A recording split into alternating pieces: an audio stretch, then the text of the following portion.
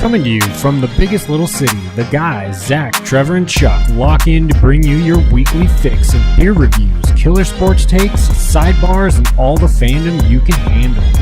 Welcome to Balls and Brews. Cheers, boys.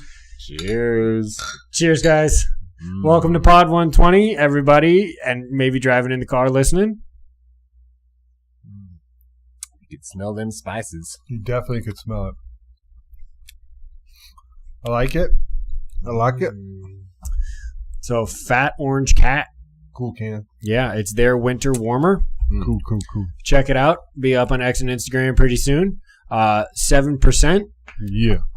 And they are brewed out of New Haven, Connecticut. I like the flavors. I think it's going to be even better when it opens. I completely agree. And I would say that the spices, it's a very traditional holiday spice with like a juniper and like a little bit of berry. There's like, it's definitely it's like a Christmas ale almost. Do you remember that? Yes, I agree with that. I do remember that. Anchor Steam did a Christmas ale that it was basically almost like you were taking a bite out of a tree. Correct. Which, shout out to Heather and Trevor for providing the Christmas cheer. Woo. Woo. Hey, man, there's some cool shit on there. Yeah, we got some holiday ornaments representing teams and some beers. Absolutely. That's how we do it around here. All right. So I would say I like this. I do. 7%. I could drink this. I agree. I'm in. It's tasty. I can't wait. Like you said, I can't wait for it to open up a little bit and see what else comes. It smells hella good, too. As soon as you're about to smell it, you got like all that spice smell. It's that holiday spice. Yep. It's good. Good. So where are we going to start? Well, you guys had any new drinks, any new food lately? What have you been doing? I've been whipping it up in the kitchen, bruv. I've been eating at home. I made some killer nachos. I made some butter chicken. I made some chicken burritos. I made some ramen. I've been whipping. Whoop, whoop. I haven't been eating out much, which I've been trying to save money on that aspect because I've been buying too many shoes. Such good holiday release from Nike. I'll get back into that in the fandom. Shake your head all you want. Trev, you? I mean, not so much beer, more wines, and had a champagne this morning and some eggnog lately. So, okay. Yeah, you've been we on had that train. One of the wines we brought back from Amador, the Barracuda. It was fucking delicious. A barbacoa. No, that's a beef. Yeah, it's Barracuda would probably be. I mean, it was delicious. That's an animal, but it's red. It was delicious. Had that. What kind of red? Just that's what I was about to ask. That's what it's called. A right? No, yeah. But like it is a cab. It's a raw. That's what it's from Steve Harvey Winery, and that was like what the bread was. It starts with a B. It's not like a regular Merlot or like something else, but we have. Yeah. Okay, all right, interesting. If you know, let us know in the comments because I thought I knew a little bit about wine, but I guess not. It was wines do get quite eclectic. They're like some certain grapes. And they leave it to Steve fucking Harvey really too. French names and all kinds of stuff that I can't. That's pronounce another correctly. duder that's just been a little bit of everywhere recently. It's like it was a really good wine. Just drink. Angela made her little pictures of. Where she does the electrolytes with the vodka. That's delicious. Yeah. Keeps you going. Yeah, and then played some games, but nothing real new. No real brewskis. This is the newest brewski. Got some seltzers, but no real brewskis. Two Celsius. I mean, remember when we hit those? They had their moment in our clan for a little bit. We had them the other night because I just wanted something. I did there was just IPAs in the fridge, sure. And I didn't have any Guinness in the fridge, so. I still enjoy a seltzer. I was out of Guinness, dude. No, we got to go to the store now, babe. Now. You didn't have any leftover pod beer or anything like that? No, we got a Firestone. That Firestone mix pack that Angela collects. It has it's 4 IPAs. Right, I was gonna say. Yeah. So we got black one in there. It's a regular IPA. It's I don't even know them all. Does she drink anything other than IPAs? I know that's her main thing. Really. But okay, the hoppier the better. So we got that in there. There's always Coors Light in there. Coors. Fucking Big J was drinking a couple. We were doing. There might have been. I don't know. I don't think there was a Crux in there. I drank that. I saw that. Yeah. I drank that the other day. Crux, That Crux hazy is one of the better hazes we've had in a while. Which is funny because we've drank a lot of hazies on this pod. But we got some other big news to talk about. Real quick, I do want to bring up, it was funny that I mentioned, Josh asked us yesterday, do you guys have trouble finding new beers for the pod? And it was like, absolutely not.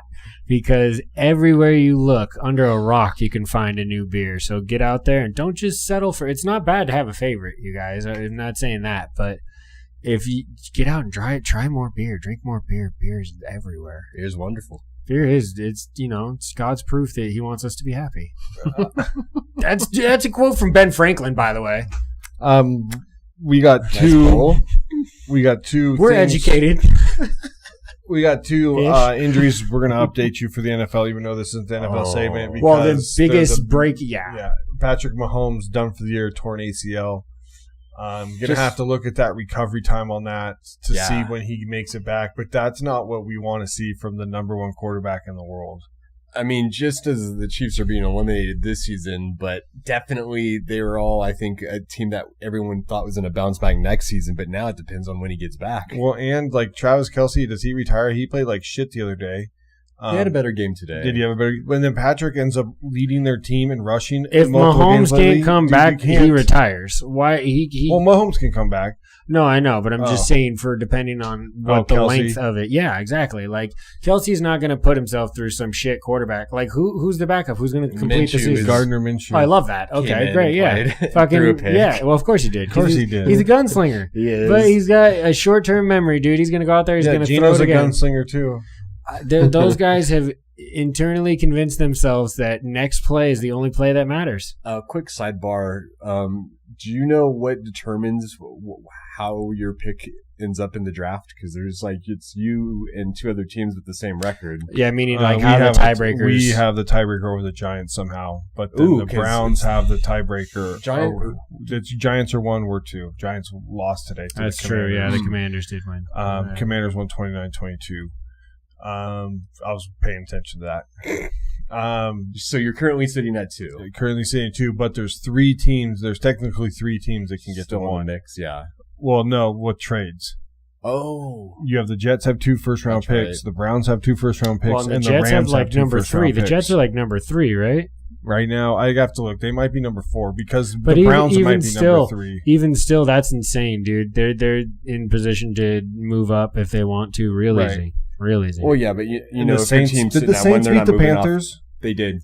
They did. 2017. Dude, I'm telling you, I think Tyler Shuck might be more the dude than I think. I don't know if the Saints got hurt. Quarterback. He got hurt at the end of the game too. He got mushed on at the end of the game. Yeah, I don't know what his injury update is. The second big injury, Micah Parsons is feared to tear his ACL. So 2 monster injuries. A fear is traditionally like 2 monster injuries on 2 teams that are going in different directions. But if you put them in numbers, at the end of the year, Patrick's always won when he plays because he has the Super Bowls.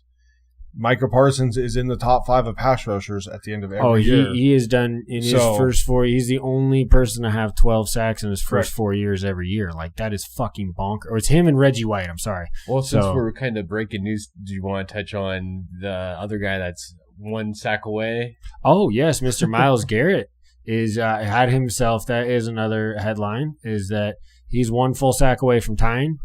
And we got 3 games left. I don't see how he doesn't get it. Yeah, I don't see how he doesn't get it either.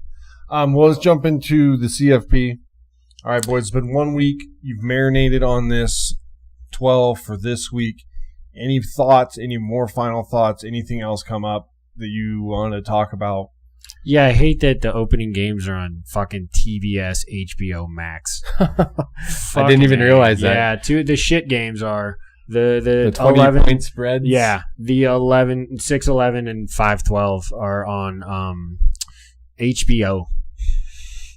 My position on the college football playoff bracket really hasn't changed. Why would it? I mean, I still feel like we only needed one of these small teams between the JMU and Dude, Oregon's going to roll right to a fucking semifinal at least. I don't know, man. They got Texas Tech there. Right. We'll talk about that defense is.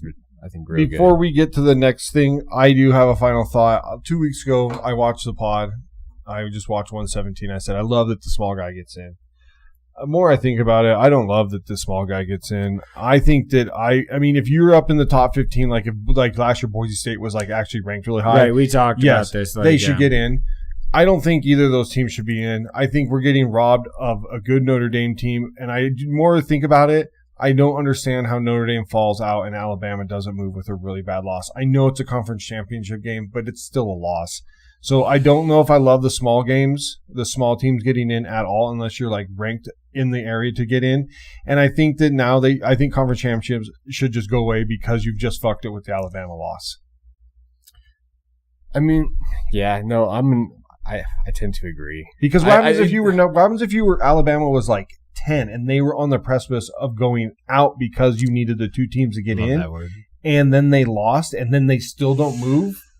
Like, that's just, I know that they're 9 and they still didn't move down. A loss is still a loss. I understand it's a conference championship, but a loss is still a loss. And it was not a good loss.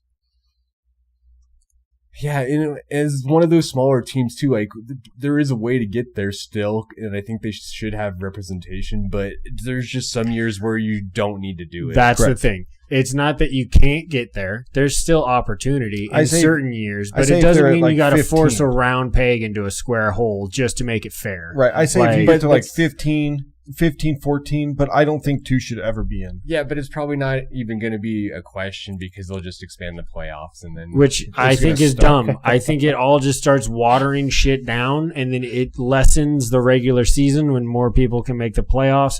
It's going to go backwards. When will the bubble pop? Because even at 16, you'll have teams 17, 18, and 19 all pissed off, right? Like, that's just how expansion works. I think it just needs to say Team 72, they're talking about expanding March Madness. I'm sure they are. I know. I'm sure they are. I just think I think 12's fine. I think that you put Notre Dame in and maybe Tulane still makes it, JMU doesn't. And it's just like, okay, ACC still got Miami, and even though it's a conference champion, that's a way better bracket. And you're putting a team in that Notre Dame deserves to be in this 12. Some people might have taken Notre Dame into the 4 and losing to maybe one of the big 4, depending on the road. That's how good they were playing. Do we want to talk more about Notre Dame at this time? Good point. There's kind of some fishy shit going on. Fishy. So after Notre Dame got left out, somehow there became a deal with Notre Dame and the CFP that if they finished in the top 12 next year, no matter what, they would make the conference championship.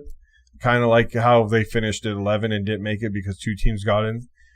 I don't know how that deal even gets made, for one. And then in 2, you're now starting to alienate where you had the Big Ten and the SEC come out this week and be like, we don't love this, and we're not going to schedule Notre Dame. So it's like not a good look. I don't think Notre Dame's really doing any of themselves any favors. Join a fucking conference. That is the easiest thing you can do. Throw a dart at a dartboard, and whichever one it lands on, it doesn't matter which one you join. Join one. Yeah, I mean, they complain about the ACC not repping for them when they're only a partial member. It's not like when they got in last year that the ACC got any money. You're right. No, it all goes to, that's why they don't join a conference. Is the whole reason is that their bankroll goes directly to them every time, all the time. Notre Dame kind of seems like that rich kid. You need to shut up and join a conference. You don't get to change the landscape of college football for one fucking team. Well, I don't think they're going to. The fuck is that? I'm dropping F's everywhere. I think it's a joke of a contract because all the committee's got to go do is they're 13. There's another. It's all up to their vote, so they can just put them there behind the 12. Then what's Notre Dame going to do? Nothing. I guess that's fair. They're always the bridesmaid, but the only way they just force their way into the 12 is they have to be damn good. The CFP did this top 5, and then they would be in anyways. Yeah, the CFP did this to themselves with all this, and Notre Dame just hasn't made it better. But the CFP did it to themselves by not having Miami above Notre Dame before last week. And then there was the whole Miami should not be in this tournament, honestly. Like, the way it all... I mean, they're one of the better teams. Yes, I'd still take them over Tulane or JMU as far as, like, obviously talent and ability. But, like, it's just... This is setting a precedent for, some very dangerous brackets potentially coming forward unless they... Best 12 teams. best 12 teams. I'm fine. You're gonna get rid of conference championships, and you're gonna go best 12 teams. Because at that point, they're probably going to be in there anyway, unless you have a fucking shitty ass ACC again. Who knows if that happens again? We did not expect it to be this. You had Clemson in the title game. Same. I did. Clemson plays Penn State in a bowl game. How funny I is love that. I love that though that they did that. I picked they that do game. a lot of things right. I picked it. They're still playing each other. So just because it's the nacho cheese Southwest Dorito Bowl does not mean that. That's what I said they were going to play in, Chuck.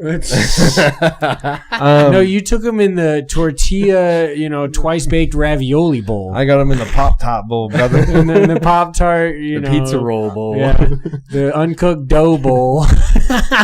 All right, let's get to our bracket. First game is Friday, December 19th. Alabama at Oklahoma. Now, this is actually at Oklahoma. The first round games are in the higher seed. Yeah. The higher seed's hometown. Right. I think this is the best game on this thing. On the first round? I think so. A&M, Miami. A&M and Miami could be good, but I think this is the best. Who are you going with, Charlie? Bama. I'm just going to say it right there. Write your names on the top, too, so I know whose brackets whose. I hope Trev? these are different. I'm going with Oklahoma. I think Bama's banged up. I don't like how they ended the season. I think that Oklahoma defense is going to be a problem for that offense with Alabama's. I'm going that for all the same reasons. I feel like Oklahoma's more going up when Bama's going down. Mater's playing pretty well. If Mater doesn't get hurt, he's probably at the Heisman chase last night where we didn't talk about that either. Fernando. Well, that was on the next. I was going to talk about when we moved into the bracket. It makes sense. It's a great speech. So I'll go OU. I'm going OU there. Next game is Saturday. So the one game Friday night, which kind of sucks that it's the best one because now you're going to be like, dude, that was such a good game. Now we're going. But it's a good way to kick off the playoffs. 9 a.m. Miami at Texas A&M. This game I'm really interested in because this is going to kind of set the precedent if Miami should have been here or not.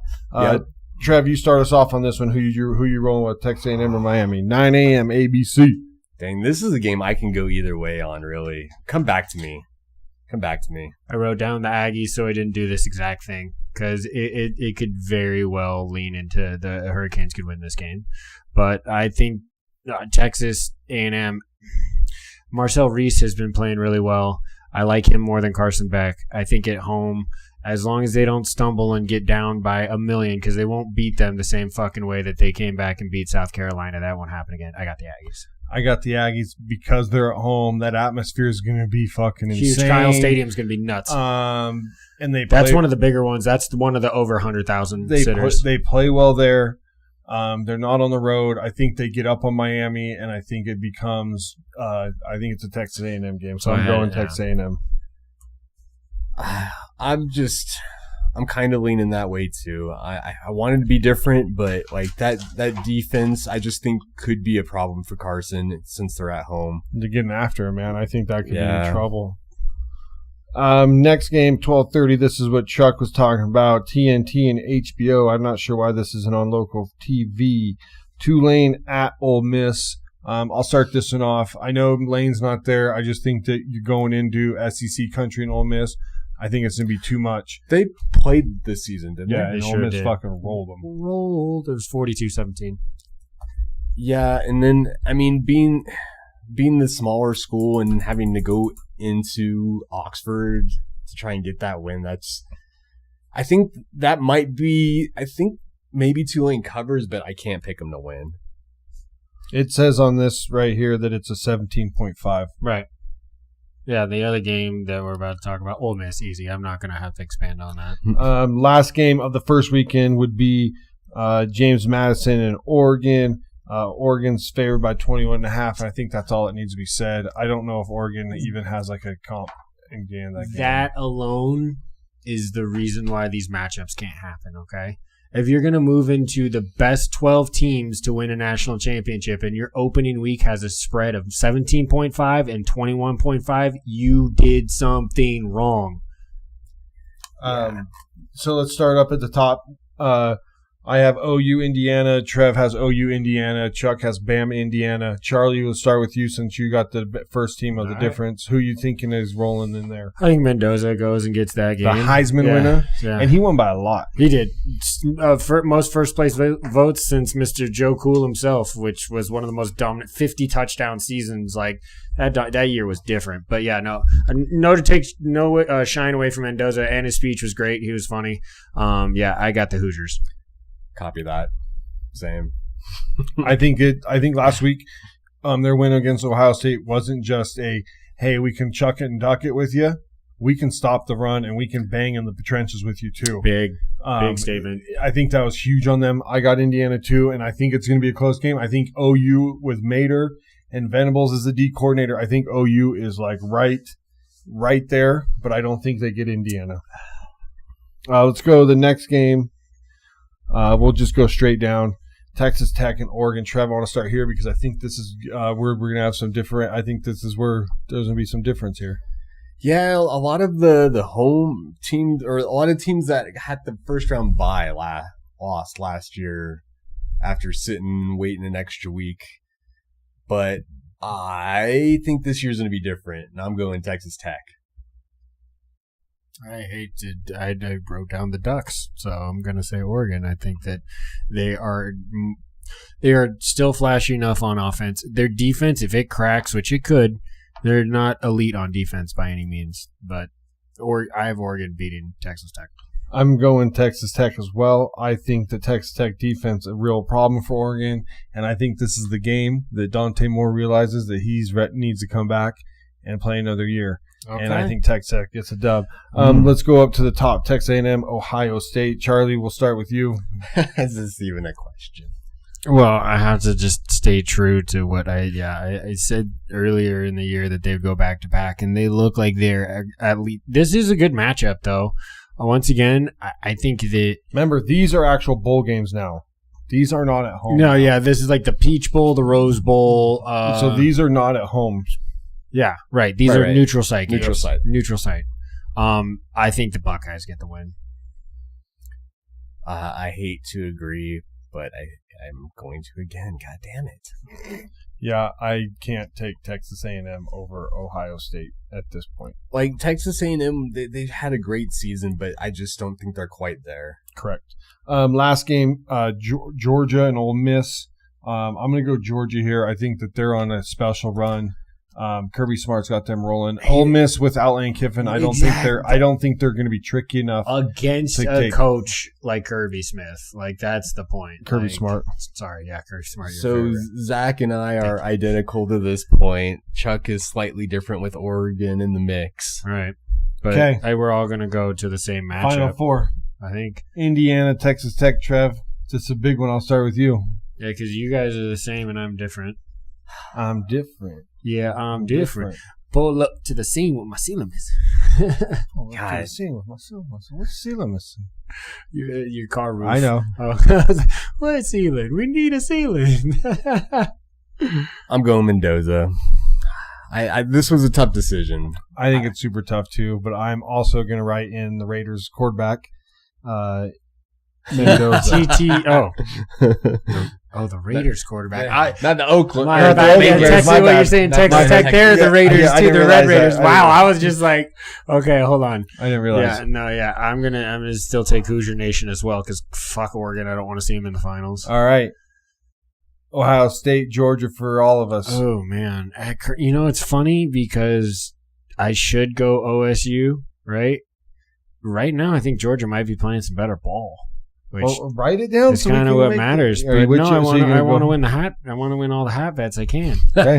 So right now I can't. I shouldn't. Well, exactly. So I shouldn't bet against myself. I got to ride the pony until the pony falls. Correct. Well, then by nature of the beast. Trev, Georgia. Georgia too. I think Georgia's deep. I think what we saw from Indiana last week or 2 weeks ago, whenever they played, is what Georgia's going to do to Ohio State. They could. That's what I'm thinking in the back of my noggin.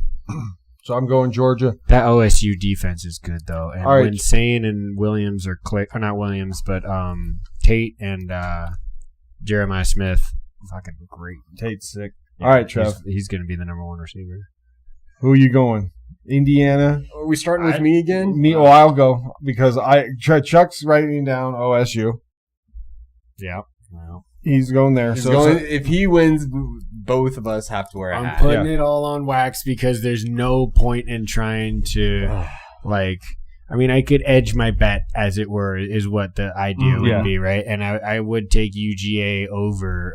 I'm taking whoever wins this game, I think is going to win the Natty. I like IU, and I think that they're going to get to the championship, but I do think one of those two teams is going to overpower them. I'm going to go, man, it's a tough one because I want to go with Mendoza, but sometimes it's hard to win the Heisman and then go win a national title. Definitely. It's just hard to win anything. And I like, between the coaching matchup, I like Kirby. I'm going Hoosier Nation. Mendoza's going to win the Heisman and then put on the silver and black in the draft. All right, we got full prophecy mode coming. Honestly, I was going to go either way that Zach didn't go just to mix it up. Good man. It's hard. It's a tough bet because your UGA, your Bulldogs get it done this year. Yep, that was good. I'm loving it. I love that we all went. We're pretty close, but there could be some point differential. Me and Trevor are pretty close all the way through. That's why I had to do that. Because I really like Indiana. Is like, I think Indiana has the best team. I do. I think they're rolling. They got the juice. They're rolling. So the Heisman vote did go Mendoza won, beat Pavia. There we go. By a lot of votes, and then he wrote something on Instagram, "F the voters" or something. Really? Yep. Really? Yep. That's sad. Look, dude. Realizing that the voters are the other Heisman winners. That might be an elite shit lister right out of the gates, dude. I've liked Pavia this whole time, and he's been really like a guy you can fucking get behind. But that's like, you got to be a humble loser if you're a braggadocious winner, dude. That's how it has to work. After that, Love was third, and Sayin sucks. was in last. Yeah, that puts a sour taste in my mouth about that kid, dude. Yeah, exactly. You're calling out all of the other guys who ever won this award. This isn't sports writers. This isn't fucking coaches. There are some sports writers that get the vote. Okay, but there's a ton of Heismans. Every single Heisman gets a vote. Right, you win it, you get a vote instantly. Yep. Right, you join the fraternity. And it wouldn't be so ugly if he had dominated, like, statistically. I mean, I love his play. He's been great for Vandy. There's so many things to like, but that's just not. Mendoza was solid all year, and he had 2 games where he won it with the drive at Penn State where he hits the tight end, dots after getting hit all day. Yep. Dots a tight end, dots another receiver. The guy makes the incredible catch against Ohio State. Goes down and beats Ohio State. Exactly why he got it. And then that was nail in the coffin on the Heisman. It was. And I think even had they lost that game 13-10 on the other side, he still would have won it. I don't think Pavia did enough to win the overall award. Where was your Heisman moment? We can pull a couple different Fernando. Like, Pavia's got some good wins, but what was the Heisman moment of did he lead the team? It was last year when he beat Bama, but he didn't have the stats or whatever. Lead the team down the field with 4 throws as you're getting hit all game to win a game against Penn State. Or go win a big, or that go win was a gnarly drive. I remember watching. Or go win the Big Ten. In the back of the end zone is probably my favorite play of the college football season. Going and winning the Big Ten title game too against an Ohio State team that hadn't lost all year too. So Vandy had good wins, but where was the Heisman moment? And then Jeremiah Love third and Sayin fourth. So Trev was the only guy was on the board. Yeah, only guy on the board. That's crazy, right? That is. It really is. This year was all of football. All of football, NFL and NCAA has been wackadoo this year as far as the what was supposed to be and what has been. The quarterbacks that were supposed to be weren't, and now you have all these other young kids that all could go back and play. They should. Ty they still should definitely go back and play. Absolutely. I think if Dante Moore loses, I think he should go back and play. I think Fernando's really the only one of the dudes that should probably come out. He has the most hype he's going to have. He can only hurt his stock if he comes back. All the rest of the guys can improve it. That's the difference. That's when you have to go. When you're at your apex. Dante Moore is maybe the only other one that could come out. I think Ty Simpson is regressed from where he was in the middle of the season on draft boards. Mine, and personally, I did.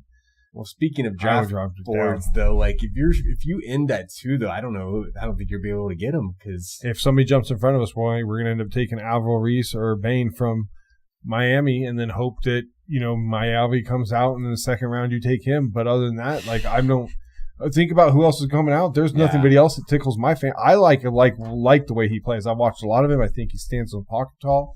I can't wait to see where other evaluators put him. I don't watch the Cincinnati kid enough. There was a contract negotiation to bring back Lenoris Sellers, so he is going back to South should Carolina. too. No, I agree, but I'm just saying that one's that one's already on paper. Like we talked about a couple of pods ago, I think, right? Who the 4 seniors that are coming out? Which one would you want? Unfortunately, we chose Carson Beck. I went Allard. Yeah.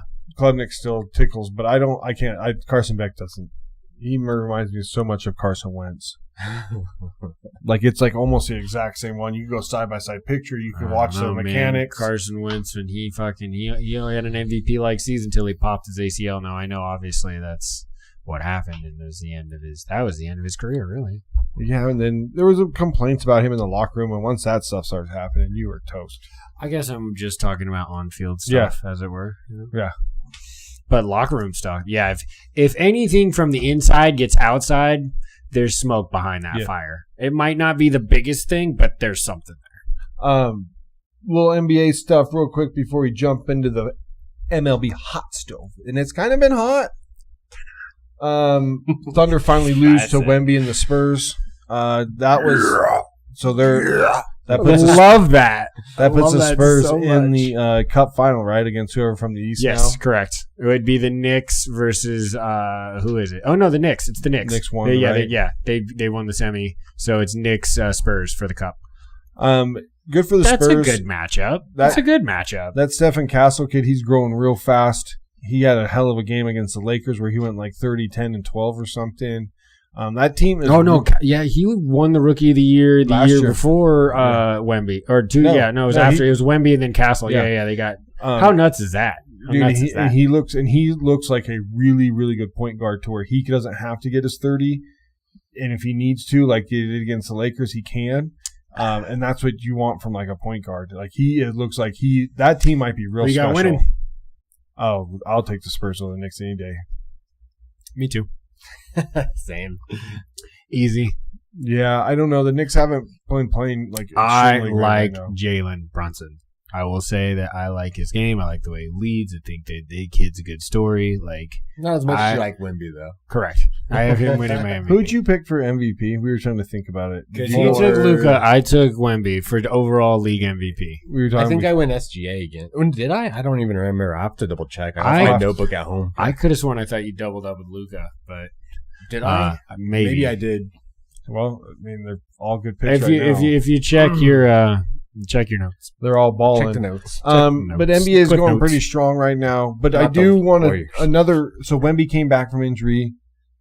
Cavs lose Mobley 2 to 4 weeks for them. They've kind of been playing okay, but dude, anytime you lose a starter for like 4 weeks you could really see your dip. And then right now it's all pretty close.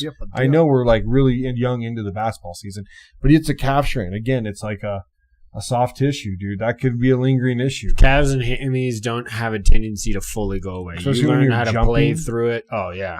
You're jumping? Landing. He's a rebounder? It's not the up, it's the comeback down. It's the slam. And he's 7 foot tall. Well, get better soon, big man. Well, there could be something happening here in the next couple of weeks. It could ruin all of next year's baseball season. Well, that's a dire injury. It got real dark. If Scooble gets traded to the Dodgers, I don't even know why we have a play. They just give him the trophy again. I don't know. I mean, but and like I said, after they won the World Series, the Dodgers haven't used their like young talent for trade assets because they've gotten guys through free agency. They didn't have to trade for Ohtani. They didn't have to trade for Yashimoto. Those guys all came over for trade for Freeman. They didn't have to trade. No, yeah, their biggest contributors were all free agents. Yeah, they just paid them. Yeah. So now you have a huge minor league system. So they can literally make this trade for Scooble, and he could be a Dodger. Oh, and they could load up Detroit with assets, it would make sense, actually, for Detroit to do it. You imagine if he was on the Dodgers and they just signed Edwin Diaz to be their closer away from the Mets? I don't. Okay, let me ask you something. How much of it do you really think is an imagination? Do you think what's the possibility that it happens? I think somebody's got to call up to Detroit and be like, "Don't fucking do it." So call him, Zach. I don't have his number. Somebody got to put that red dot on the guy's forehead. Oh, man. You see that? You do it. You know what I'm saying? Click, click. Tat, tat. Dude, that would be crazy, right? Tarek Skubal is literally the best pitcher in baseball right now, other than Paul Skeens, and goes to the team. Back-to-back Cy Youngs. Yeah, that'll probably happen. And then what's up with that Japanese kid that came over? He hasn't signed with the team yet, has he? The pitcher? No, none of those guys have quite been picked up yet. I think they're within their windows, but none of them picked up. So we just said the Mets lost Edwin Diaz of the Dodgers for 3 years, $69 million. Says something more about the Mets and the Dodgers because the Mets offered him the same contract. He wants to go win, right? Yeah. Mets also lose Pete Alonso. He's been there like kind of the face of that franchise now for the last so many years. Even though they have Lindor and now they have Soto, but Pete's been there the whole time. Sure. He goes to the Orioles 5 years, 155. The Orioles got a lot of stuff to figure out to get back on track where they were. So I don't know if is that more about the money, like where the Mets not giving you that than winning. I don't know. The Orioles had a rough year last year. They did, but they were supposed to be good, so they could have a bounce back. And then adding that piece is nice, right? I mean, we love the shortstop and Gunnar Henderson, so we'll see. No, and they have some good bump players. Like, I mean, they're gonna. But that AL East is thick, nasty. dude. The Jays, the Sox, and the Yankees are all. The Jays made teams. a move too. We'll get to here in a second. Mets signed somebody, Charlie. I don't want to talk about this. I was hoping you were going to bring it up. Yeah, they snagged Jorge Polanco, and congratulations to you. He 2-year, $40 million. Dude, he's coming off of a 1 year, $7 million. So talk about a fucking step up in contract, boy. And still only 2 years. That's killer for both of them because then he can renegotiate if he fucking smokes these next 2 years, or he just goes away and just made $40 million. Like, win-win, dude. And congratulations to you, Jorge. You had insanely key moments for our run to what was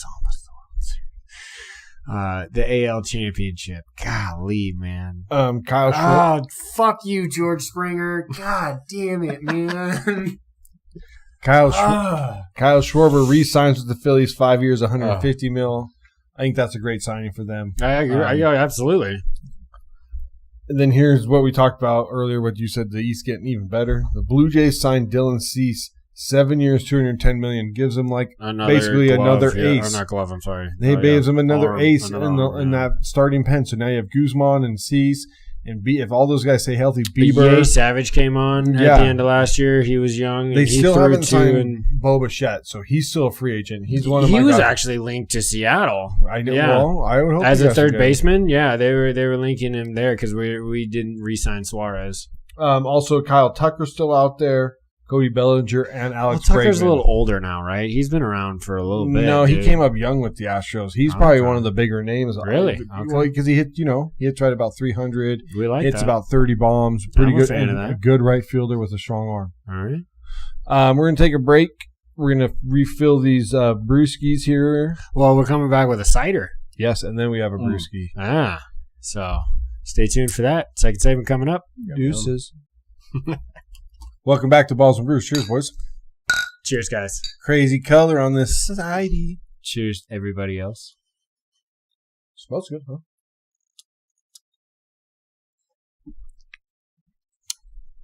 Yeah. I like this dry. Interesting. That's got a lot of flavor, dude. I would sugar-free. You don't just taste the cherries? I taste cherry. I taste cherry. It tastes like pulling a cherry off like a pitted cherry. Like, that's awesome.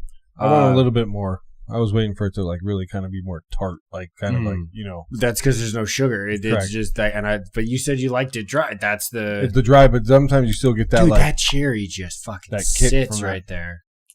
It's tasty. I like it. I like the can too. Charlie, how do you pronounce it? Anxo. Onko. We went back and forth between both is what we heard. But Anxo is the phonetic spelling. And everything was sourced, is how they put it, from Peter's Orchards in Adams County, Pennsylvania. And this drink's at a 6.2, so Not bad for a cider. Yeah, it's tasty. it's very good. I like this a lot. I really do. I just it's like the most natural cherry flavor I've ever gotten out of a cider, and that's super nice because sometimes the ciders are too sweet. So just literally leaving just apples and cherries and yeast. Oh yeah, It's you weren't going four to get that with the ingredients. sugar-free being Yeah. overly sweet. Where'd you pick this up at? My boys at Kraft. Oh, okay. I love that place. They got a whole fucking rack of just ciders. Super. Yeah, we could cider it up. I did tell you that I did see that other cider again at the store. Yeah, the Cali Craft, I the stared POC. at it and said, "Do we want to? I think we should. Do we want I to go really down that do. road again?" I really do. I want to. If it tastes like ass again, we pour it out instantly. We only pour one. We smell one before we crack the rest of them. Right? It's basically what we do. But I think it was a bad batch. I bet you it tastes better than that. pouring out alcohol. Yeah, but it was bad. It was bad. It was though. bad. It was I a pog one. Yes, that's what I'm saying. So I don't know, man. I think we'll give it another run. I think it's worth it. I do. Because the second one was good. Yeah, and then their no, beers have been really Their good. beers have been better than their ciders. I've said that on wax, and I still agree with that. I was a little but- pissed off. The last one kind of led me down a straight road. If it tells me it's fucking hazy, it better be fucking hazy. Better be fucking hazy. God, I'm man. getting Yeah. lied to lately. Don't be putting these labels out here if you ain't be doing nothing. Yeah, man, because that's what I'm on the I know. first. I see like today, No, there's or not today, but like when I got this, I see label first, and then usually check what it is after. sure. And I was like, oh, this is West Coast, cool, I'll get it. This label's fucking off the hook, you know. Like the only way I'm probably not getting if it's something crazy, I don't know. Most of the time if the label's cool, I'm probably buying a drink. But like, and then if it says it's a hazy, I'm like, oh my god, that's even better, you know. And then it's not, and it's like, dude, just fucking tell me what it is. Dude, this is so good. This is scratching an itch that I had. This is Scratch that itch, Charlie. All right, I so- haven't had a good cider in a minute. We got big games all over the joint today. The joint. We started with the Patrick Mahomes is definitely done. I don't think we've seen the Micah Parsons update yet on a confirmed ACL. Once again, it's been reported on news outlets like ESPN that it's fearful, which traditionally does mean it's some sort of tear in the knee. Let's start with Thursday night's game because it is big. It's big for one How about team. the Falcons? Falcons come up big. Okay, so what Falcons? This is the same Falcons offense we saw against the Bills. Right? Where is that? Where Kyle Pitts looks like the best tight end in the league. Bijan rolls. Kirk Cousins looks like he's 32. Statistically the best weekend of the week. Like he had the best. He was most yards, most touchdowns. He had the best with no Drake on the field. Drake Yeah. was hurt. Like what is like? How do you look like this and then look like you do against the Bills? And then you have other weeks where you look fucking just anemic. They as were all get out. they were also shut out earlier this year by the Panthers. Yeah. And then Bijan is obviously a weapon. We've seen it all the time. I don't know. He's elite. He might be one or two. I was watching He's that. definitely top two. I was watching that Thursday night game, and they had him in the backfield at one point, and I was thinking, why isn't he in the slot and bring Algier into the backfield if you're throwing it down the field? Have Algier pick up the block and let Bijan go run a route and get him the ball out in space. Instead of blocking. You're saying Instead of blocking. never use him in pass pro? Well, you can, but if you're going down the field to score at the end of the game and you have no Drake, shouldn't Bijan be out more involved? He has shown that he has hands And Tyler toes. Algier had a really good run earlier in that game too, and I think putting him in the backfield too gives you another weapon as well. If nobody does rush, Tyler catches the ball really well too. I like your idea there. I think that could work. So that was just a thought when I was watching. But big game also in the South. So that Bucks get the loss. Panthers get the loss. get the loss too. Had it right there. Same record This as the is- Bucks. This is that damn game, and they with could have 2 gone games yeah. coming up against So them. Yeah. what's the Wow. what's the standings there, Charlie, So for that all right, South? So we want to do NFC South. Well, what do we got looking Excellent. there for the All right, South? we're since those gonna two- hit the NFC South. It's Carolina it's Tampa Bay over Carolina, but 2 games. They have not played each other, which is nuts. They're 7-7. They only have 3 games left. They're both 7-7. Yeah. So it's 2 out of the next 3 games they play each other. It's that time of the season. So next week. So here's Carolina's finishing schedule. Difficult, really difficult. Buccaneers. Then they get Bucs at home, Seattle at home, and then they have to go to the Bucs. So that's a difficult schedule to finish out for a team that needs to. They have to beat the Bucs. But if they beat the Bucs twice, it's over. It's over. Yeah, you got everything in front of you. In a year that you weren't supposed to have now, if you split with the Bucs and then lose to Seattle, that could be a problem. Yes, because that could cost you the playoffs. Because the Bucs 1,000%. Because the Bucs. They're only getting 1 in. Bucs have Carolina, then Miami, and then Carolina, and Miami is much more favorable schedule at Miami. And Miami's been playing pretty well though. They've been playing better. Tampa at Miami though is like that's but like that's not down the street. Not as good as it is. Seattle. That's what I'm saying. That's just hanging out down the road. You don't even have to leave your own state to go play a football game. That's college rules. So they're only getting 1 in and most likely the 4 seed, right? Yes. Okay. Definitely. Let's roll down to we don't need to look at the game.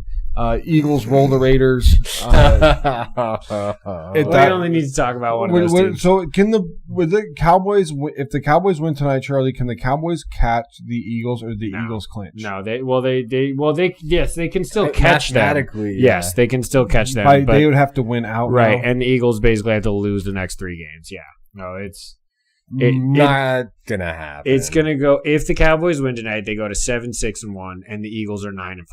So they have them by 2.5 games with 3 remaining. So the Eagles would have to lose out, and the Cowboys would have to win out. Eagles have at Washington, at Buffalo, Washington at home. Mm-hmm. Yeah, the Washington in their state sandwiches. It's so juicy for them. There's no way that they're going to walk to 11 wins. Games. They're going to walk to at least 10. Yeah, it should be 11. It should be 11. Yeah. Damn. So Cowboys most likely are they even close in the?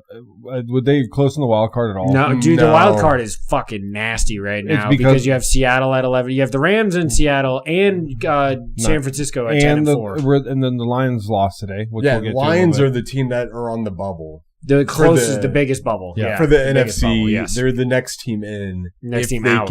Right. Yeah. Well, they're the first team out. They're the first team out. Right. All right, let's jump to that NFC North stuff.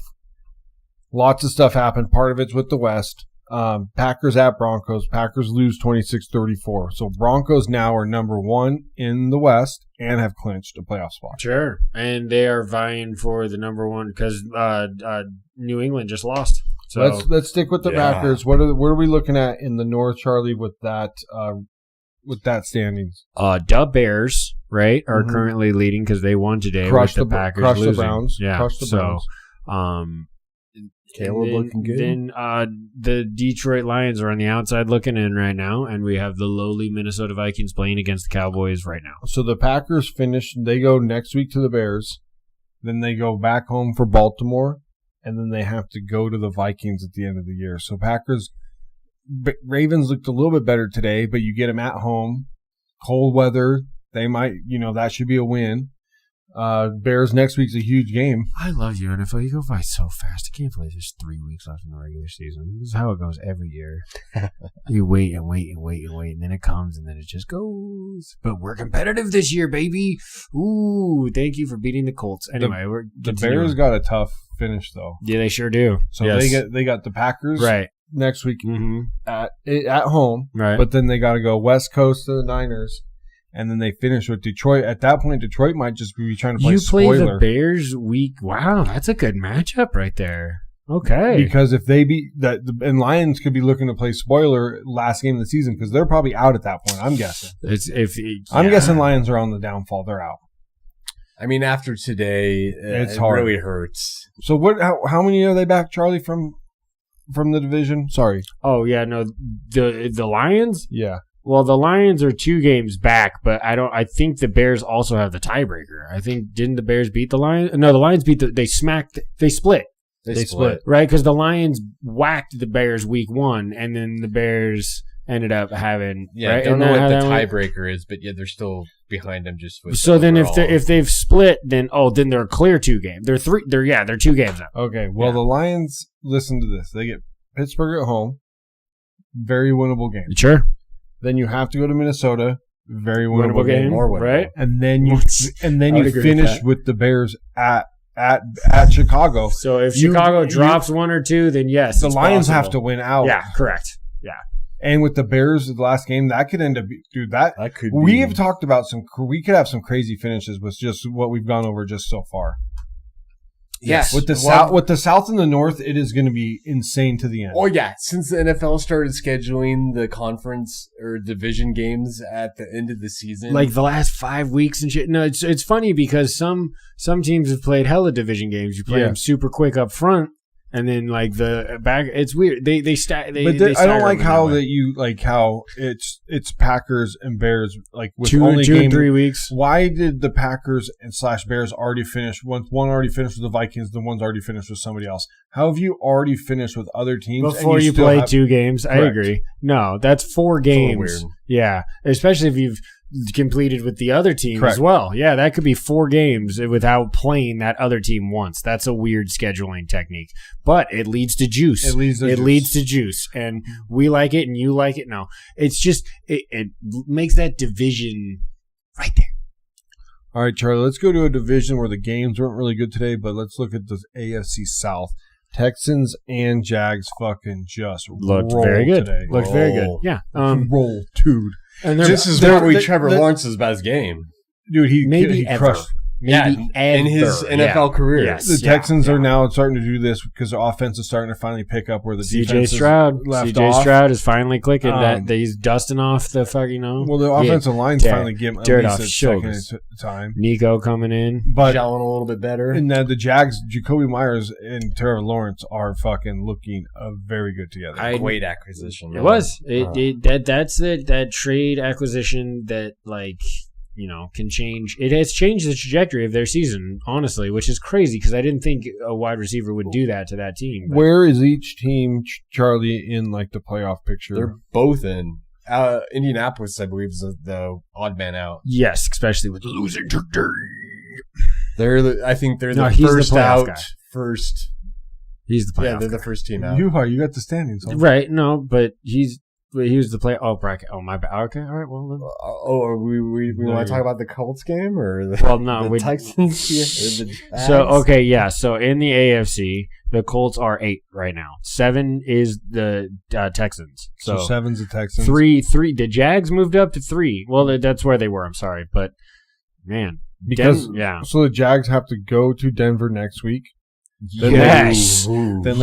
That's awesome. That's a huge game. That's a huge great matchup. Yeah, 12-2 versus 10-4. That might be Take that the game all of the day. week. Yeah. And then they go to the Colts, who are reeling are reeling, and then they finish at home with Tennessee. Honestly, it was sad to watch Phillip Rivers. He did more technically than Darnold, but he didn't. The one time he threw down the middle of the field, it was the interception end of the game. He did it once. We didn't do enough to stop the things that we knew that were going to happen. Jonathan Taylor touched the ball like 87 times. It was like 30, but like it was a lot. Sorry, I know I'm just instantly sidebarring into this, but anyway. I mean, let's get into it. Your Seahawks can't score a touchdown. Not today. Didn't matter. Let's go, J-My. Hey, ugly wins. Doesn't matter. If we come out and we beat LA next week, all is forgiven. It's a win. It is a win. I will not be downtrodden about that. Yes, it was a struggle when it didn't need to be, and yes, they didn't have all of their pieces on defense.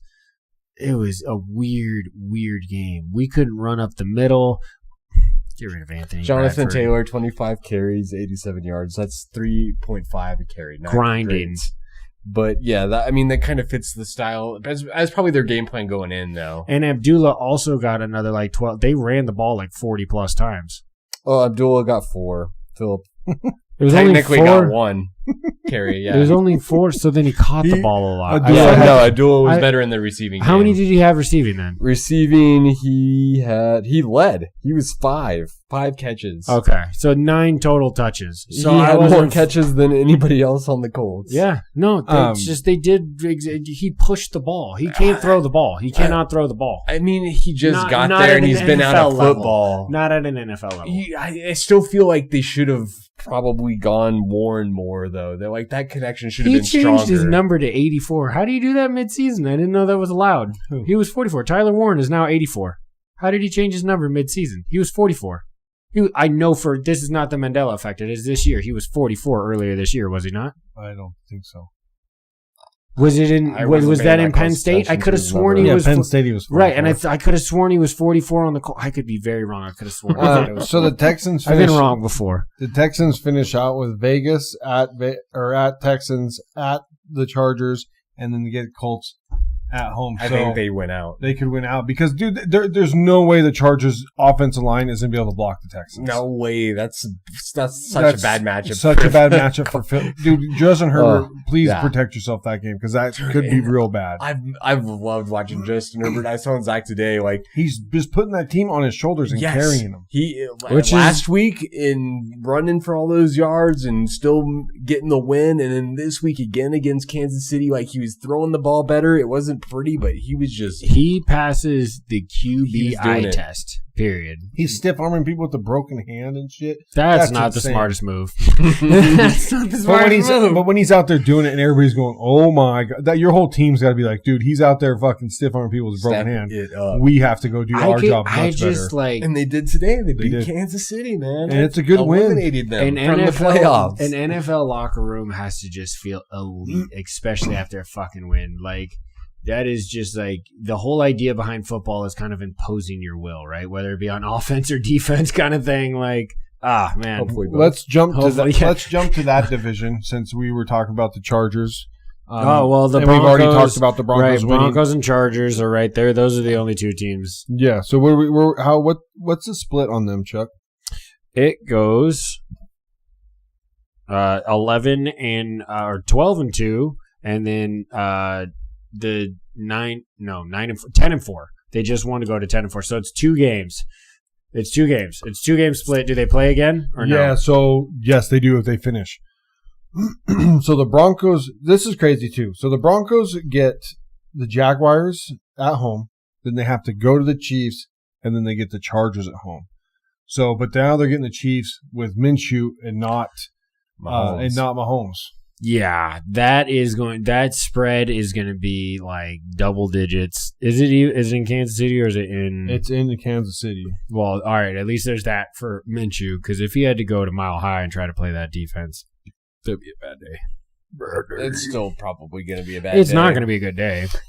It's not going to be a good day. But the Chargers have a tougher schedule. Sure. Definitely. They go to Dallas, which Dallas is just – the defense is going to have its – the Chargers defense, Dallas has been really good, but Dallas's offense has been really good, so that'll be a test. Just because you got to still – we'll see what the Chargers can do offensively. It's a weird matchup. Yeah, exactly. That's a good match. It's an odd one this late, but it's a good one. The Chargers are going to have a hard matchup with everybody because how banged up they are every game they go in. That's fair because you do want to lean Herbert, but then you look at the rest of that roster and you're like, dude, they're on their third guard, their third tackle, their umpteenth, To get the run game going against Kansas City, though, they're bringing in extra big guys. Yeah. They have, like, their fullback is like 300 pounds. Yep. I think he was like a defensive lineman as well. Yeah. But that's what they're, but literally that's. Yeah, no, it was the kid, Tyler Penning from the Saints. Yeah. Yeah, they made him like a swing tight end. He is a tackle/tight end kind of thing. He's always eligible, but he's an added tackle. The problem he had with the Saints is he committed too many penalties, roughing the like grabbing and throw. So he's been a penalty machine. But the Chargers, okay, so they go Cowboys, then they get the Texans, that's like the worst thing in the world for them. It's a good benchmark, but it does not help you get into the playoffs. Yeah, you don't want Justin taking 300 hits. Look how many times they hit Josh Allen. in that game they played like a month and a half ago. It was 7 sacks, wasn't it? 8 sacks. 8 sacks and like 12 QB hits on top Imagine of that. what they're going to do to Justin without an off. So I thought we were going to murder Phillip Rivers, and we only touched him a couple of times. the Colts' offensive line's been okay though. They were very good, but they only really had to pass pro once. I don't know why we didn't adjust defensively. And then the Chargers finish at Denver, which could decide whether the Chargers have a tough road. And what are they sitting in the wild card, Charlie? Yes. No. Yeah. Yeah. Are they 6? Yeah. Because right now it's Buffalo's 5. No, because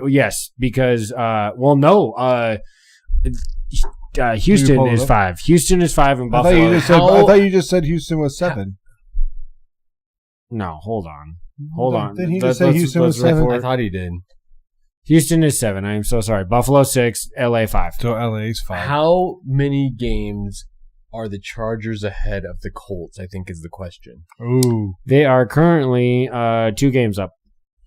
that might be that. I think that's going to be the 7th seed right there. Let me pull the Colts. Let me pull the Colts schedule up real quick, just because. I just Let's don't see. think it That's a good matters question, for the Colts Trev. anymore, man. Okay, well they go to at Niners, at Jacksonville, Houston at home. Done. They are There's done. no way. They're not. That's a gauntlet. I think that's they go a gauntlet. I think they go 0-3. So the Chargers still make it in. I think so. Yeah, absolutely. The Chargers should absolutely get in. I think they get in no matter what now. If you think about it, dude, that's an 0-for-3 burger with dude. Because you get the Niners at home and you get Jacksonville at home, but you're probably not beating the Niners. And the way Jacksonville looks, you're definitely not beating them. And then you go to the Texans. Dude, Yeah, that might be the hardest remaining schedule that we've gone over. Yes, oh, that's absolutely. bad. That's a gauntlet. There's no reprieve to that. The Packers and Bears, though, the Bears' schedule's tough because they get you guys and they get the Packers Twice. And That's pretty brutal. That is and pretty they brutal. finished with the Lions, remember? So the Bears have a tough schedule to finish out too. Damn. Oh, those are no, the that's two. right. That's right, because they had the Packers last week. So that's a hell of a finish in its entirety. Yeah. I mean, they smushed the Browns today, but But they go Packers, Niners, Right, Lions. yeah. Holy shit. after having the Packers the week before. Correct. Huh. Okay, so let's roll into. We got the AFC North to talk about. Charlie, where are we at there? That division's tough. The Ravens smoked the Bengals today, 24-0. Did Joey B have what kind of game? 2 picks he had. Did he? Run in the red zone. 96-yard. Kyle Van Noy, shout out to McQueen High. Ran 96-yard return. But man, that was not what I was expecting out of this game. So we Steelers are playing Monday. 24-0. Are playing Monday night. Where are they at right now? Are they Steelers up 1 game? Charlie, is that what it is? It is currently 7-6, half game. 7-6 and 7-7 because they haven't played. Right. So if half Ravens, they can go up a full game. They can can go back to a tie. No, they can tie. And the yeah. Steelers hold the tie because they split. The Ravens Steelers? Yeah. No, they finished with them. Oh, yeah, they haven't finished yet. Yeah. So the Ravens go get New England at home. Ooh. Got to go to Green Bay. Ooh. And then have to go to Pittsburgh. Well, the Ravens might not make the playoffs. It's very possible. Only one's coming out of the AFC that last North. game. It could. Well, it depends on. We need to see the Steelers. I'm pulling it right now. I was going to say that's a huge, but that's tough for the Ravens. Number 4 seed, no matter what, right? Is yes, the AFC North. Yeah, for sure. For sure. And no other team in that, with 7. Exactly. It's the same way that it's going to happen in the NFC South. Okay, so they haven't played, obviously, so they have Miami at home Monday night. Okay. Ooh. Then they have to go to These Detroit. are the 3 games after tomorrow. Yep. Okay. So they have Miami at home. Right. They have to go to Detroit. Okay. Tougher. Go to Cleveland, which defensively that's going to give you trouble. Division. Cleveland didn't. Division. And then you finish with Baltimore. There's not saying that you're going to win those games either. You're going to go to a Detroit team that has to win. That's true. That's still a tough schedule and for Pittsburgh. that Miami team has been weird, man. You're right. That game, this division is going to come down to week 17, I think. They both could be reeling. This could be a losing week 18. team. Week 18. This could be a losing team at 8-9, guys. That might happen. Because they're both what? They were 7 and 7. Well, 7-6. The Steelers still have the ability. They could win tonight and be 8-6. Right. And them in the NFC South are the 2 They'll get one. They'll get their winners at number 4. Real close for beating that 500 mark. Yeah, correct. All right, so we got one more division to go before we finish with your guys. AFC East. AFC East there. Yeah, so the New England Patriots did not help themselves today. They could have clinched the division. Instead, they lost at home. They did. And they gave, 35-31. It was a fucking beautiful game. It was everything you like in a football game. Travion Henderson looked like a fucking animal. He's a stud. The L. Drake May had 2 on the ground, too. All their touchdowns were rushing, which is kind of funny. Yeah. Because, May didn't throw any. Did he throw a pick? He did. He threw 2 picks. Just one. Just one pick? Yeah, 1 pick. Josh has 3 tutties, and then Cook had 2 tutties, right?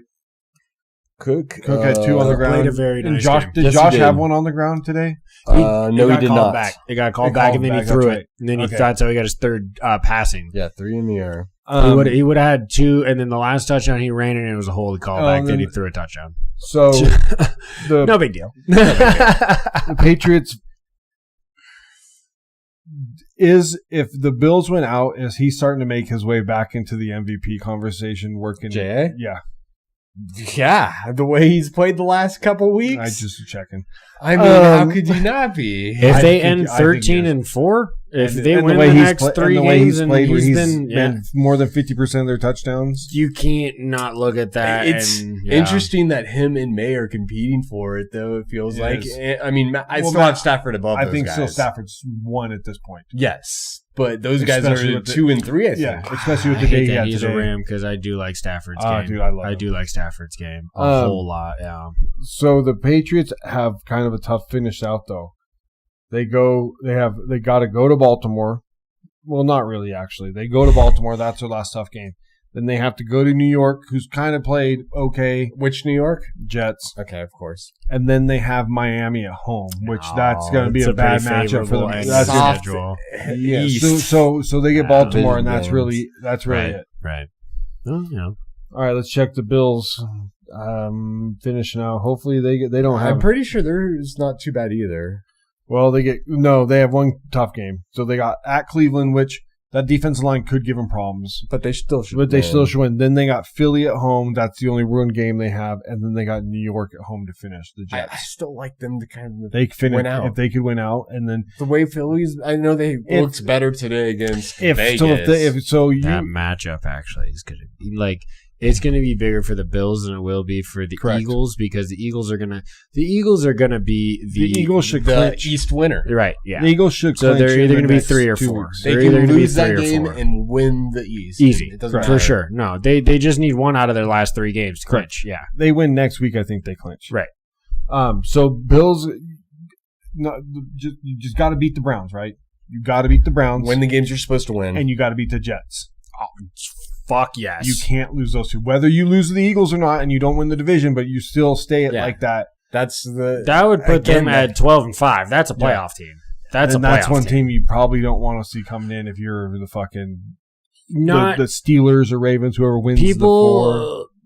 Only a few dudes in the whole NFL can put on the cape, and J.A. is one of them. And if you're like the Steelers or Ravens, you have like this 8-9 team, and then all of a sudden the Bills are walking in. Who can put on that cape? And I hate to fucking say it, is that Puka Nacua, man. That kid can fucking take over games, man. The way that Sean McVay has designed their offense, how the hell is Puka open all the time? Everywhere. Boundaries up the middle, across the wherever. And you're setting it up with everything. You guys aren't kidding when I say that it's funny that the Rams could get Jeremiah Love. They already have Corum and they have Kyron. But Kyron's kind of been a little bit down this year. Could you imagine? They've been a good little 1-2 tandem together. Could you imagine them putting an elite back in that backfield? That would be like one of the scary, with Puka being out there and doing his thing and Devontae still doing his thing. But with the Chiefs ahead of them, I think the Chiefs could go that direction too because they're missing that run game. No, the Chiefs aren't ahead of them. The Falcons pick, brother. Dude, my God, the Rams have a top 10 pick. The Rams have a top 10 pick. Oh, my God. You know what's crazy, though? They're not losing games because they're not sacking the quarterback. They're the 3rd highest sack rate in all of the fucking Pearson NFL. Walker actually are having really good years. Right. So the trade, Pierce maybe is not a top 10 pass rusher. No, that's what you are this year, and that's what you technically you would flip flop, right. But I still think they lost that trade because of where that pick's going to end up. Yes, well, yes, but that's what he's saying. But I still think you still got a successful trade in the idea that in Atlanta's eyes, Pierce and Walker. Because if you didn't hit with him and you just busted on the prospect, and it was a top 10 pick, that's like Jamal Adams worthy. Correct. All right, that's exactly what fucking happened. Last division. Last ones. The NFC West is the best division in football, baby. Except the Cardinals. That doesn't matter, bro. The 75%'s got to mean something. All right, we'll start. 3 of the teams are better than most of the league. Elite, yeah, dude. Top 10 teams. So 3 out of the top 10 teams reside in the NFC West. Rams still up a 41-34 burger. Trev, will you pull that game up? Yeah. We just talked about the magic of Puka and that team. Offensively, you put up 41 on a Lions game. That Lions defense has been reeling almost all the season. I tried to play them in fantasy a couple of weeks, and they gave me like -1, a 2 burger. Like, they were not good. And that Lions offense still put up 34, but it just doesn't seem same. I think there's a lot of movements going to happen in that coaching staff. What do we have for some stats, Trev, on this game? Well, I think one of the big ones is Jamar Gibbs only rushing for 38 yards, averaging 2.9 a carry. Can't have that. That cost them the game. Can't have that. No. Goff can't sit. How many times did he sling it then? Goff threw it 41 times, connected 25. Too much. Got 3 touchdowns. Still doesn't matter. No too picks. No picks. But that 41 times, and then your main. That was because the run game just wasn't working. Clearly, they had, Dan Campbell just They need to figure some. Well, and they started getting down. They gave up 41 points. They got behind. They were up, and then they got behind. So it was closing to the third quarter, and then all of a sudden, bang, the Rams, the levee broke. It went bang bang all of a sudden. I think Puka had a huge catch. I don't know.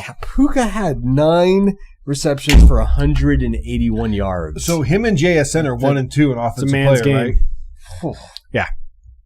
JSN, do you think it's? I would say JGT has taken a step back. Yeah, Christian's 3. I would maybe say Christian fights for 1 or 2, but JSN and Puka's numbers right now are fucking insane. Because what ended up actually happening, he got no tuds today, but he got the yards today. He ended up getting like 110, I believe. Who are you talking about? In Jigba. Oh, yeah. No tuds.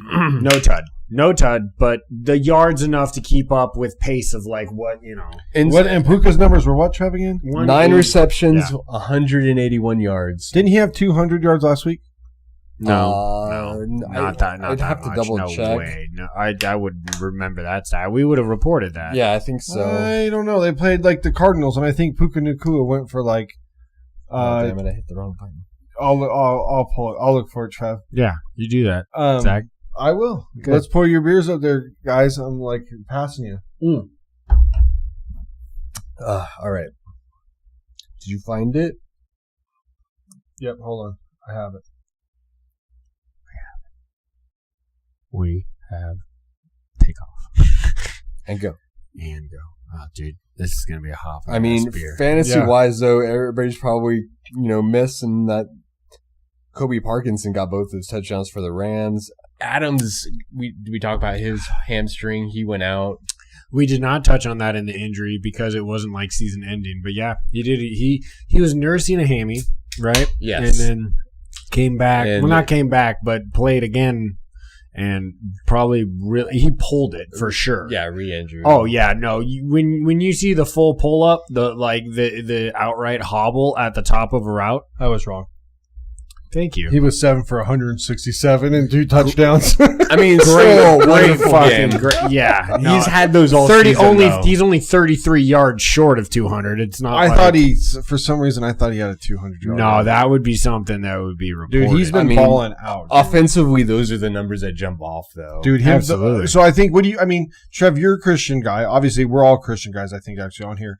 Do you think Christians are higher than that, or is it JSN, Puka, then Christian, or where do you see that on? Because it's only those 3 dudes. Jonathan Taylor's not on the list anymore.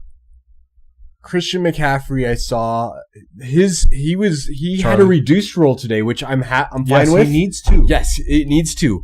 But to this point of the season, he is responsible for 48% of the Niners offense. That's how nuts this is, dude. Like, he is what we need to function.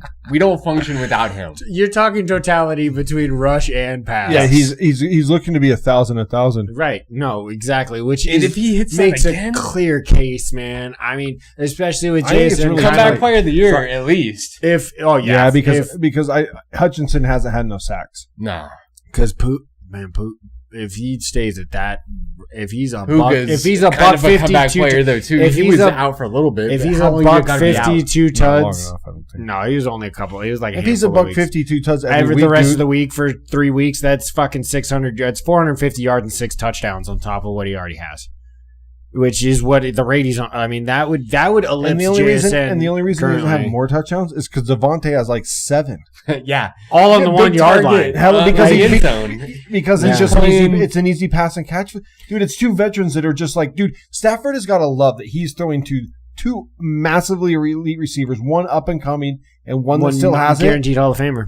Yeah, dude, Devontae Adams probably as a wide receiver as a first ballot case. I think that I don't think so. I don't think he is. I think he gets in, but I don't think he's first ballot. First ballot, you would think is Randy Moss, Jerry Rice.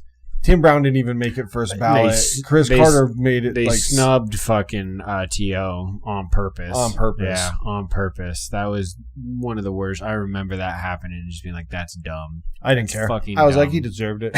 Fuck him. But he doesn't, though. I mean, statistically, he doesn't. But so what? He's a drama queen. So what? But he never peed dirty. He never. I didn't say he didn't pee dirty. But I'm just saying, though. So what about a drama queen? Like that's that. Well, when you we're have going back to this, writers making the decisions, that's what's it's not a decision. He's statistically the second or third best wide receiver of all time. Statistically, yes, but feelings got hurt. That's what matters. I don't care. He acted. Yeah, how he acted. Numbers, and he pushed himself out. Dude, numbers don't cut checks. Okay, stats do.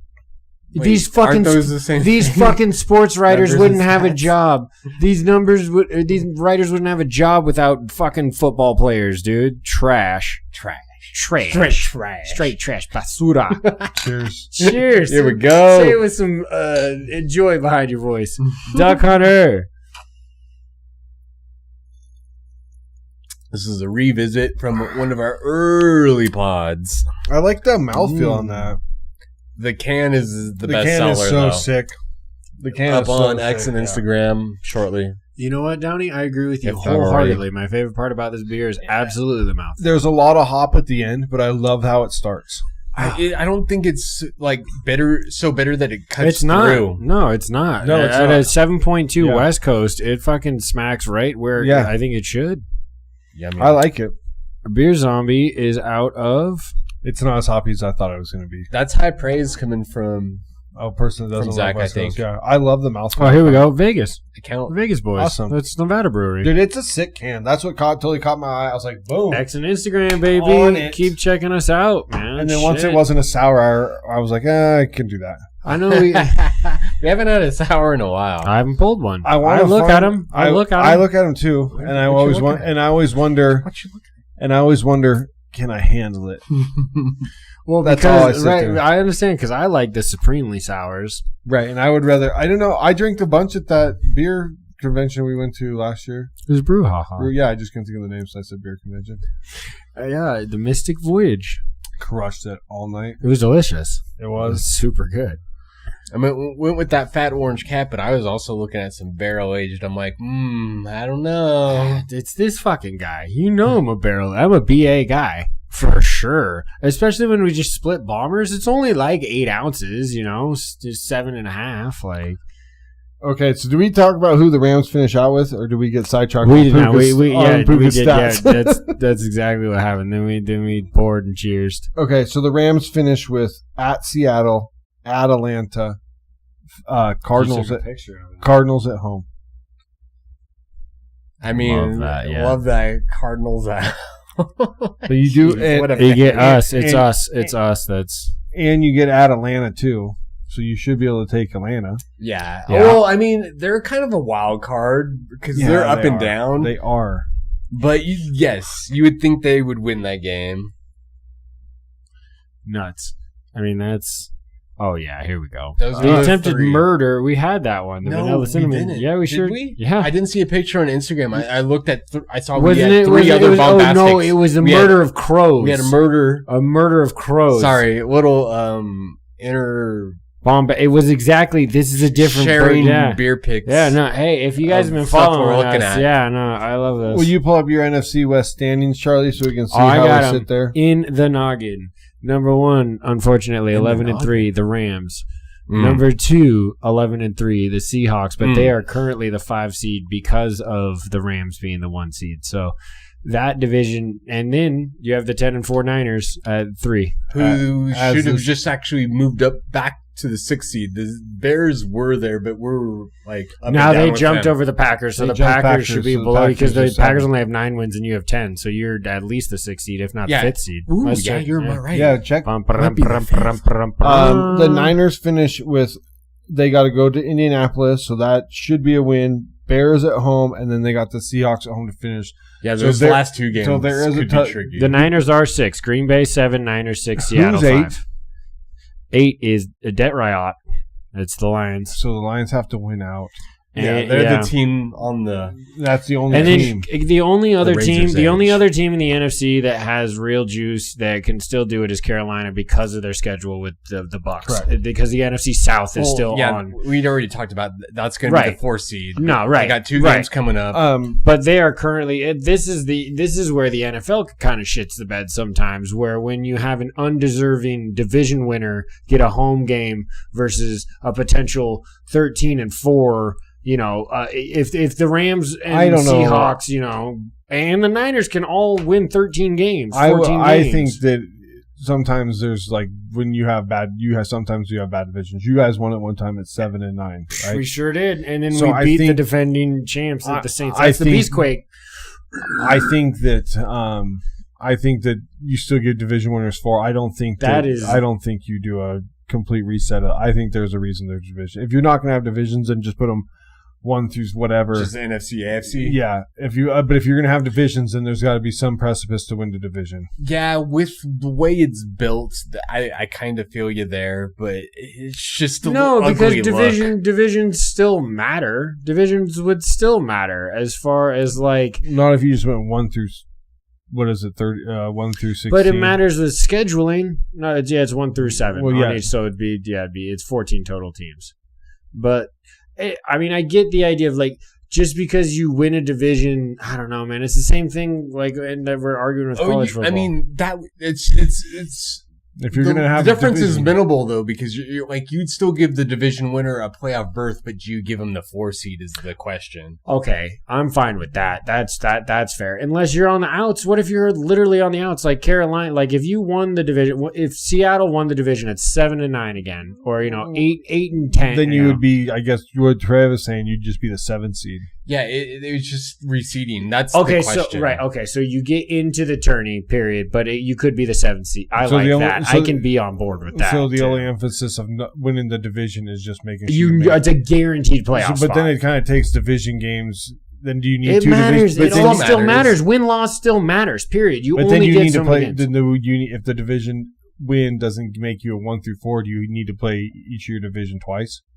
Can you play other teams? Well, I mean, I think that's what a division is, though. Those are the teams you play twice. It just, if you only played them once, it just wouldn't feel like the rivalries would be lessened. The divisions need to make home and away. It has to happen that way. Then I would think that you still get 1 through 4. If you're going to put so much precipice on the division making, but you still get a playoff spot. Win your division, you're in the playoffs. Period. If you're gonna, you still get a playoff spot with the argument that Trev's putting out. Then I would just have it to where because why should it penalize somebody who went 13-4 in their division to be the 5th seed when a team? Would you have argued this when you finished 7-9? Of course not. So, I didn't want to make the playoffs. I didn't want to make the playoffs that year. I was if the Rams would have beat us that last game of the year, they would have at least gone in at 500. That's what I was pulling for the sanctity of football.